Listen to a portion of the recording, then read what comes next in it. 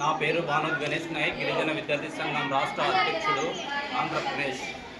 ఈరోజు విషయం ఏమంటే, ఆంధ్రప్రదేశ్ రాష్ట్రంలోని గిరిజన సంక్షేమ గురుకుల పాఠశాలల్లో అవుట్సోర్సింగ్ కింద పనిచేస్తున్నటువంటి ఉన్నారు. గత నెలల నుంచి వాళ్ళు ఉద్యమాల్లో ఉన్నారు. కాబట్టి ఈరోజు రాష్ట్రంలో ఉన్న గిరిజన సంక్షేమ గురుకుల పాఠశాలలో టీచర్లు లేక గిరిజన విద్యార్థులు చాలా ఇబ్బంది పడుతూ ఉన్నారు. వారు సీఎం దృష్టి కూడా తీసుకుని వెళ్ళారు. కాబట్టి ఈ రాష్ట్ర ముఖ్యమంత్రి గారిని మేము కోరుతా ఉన్నాం, రాష్ట్రంలో ఉన్న గిరిజన సంక్షేమ పాఠశాలల్లో మా గిరిజన విద్యార్థులు ఇబ్బంది పడుతూ ఉన్నారు.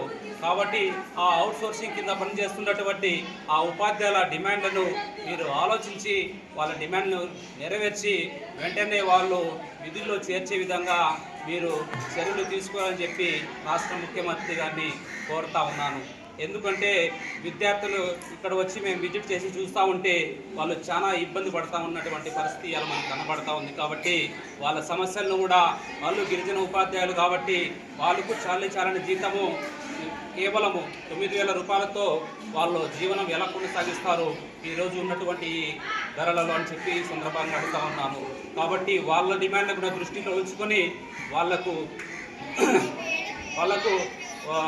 తగిన జీతం పెంచి వాళ్ళ డిమాండ్ను నెరవేర్చి విధుల్లో చేర్చే విధంగా చర్యలు తీసుకోవాలని చెప్పి ఈ సందర్భంగా తెలియజేసుకుంటూ సెలవు తీసుకుంటాము.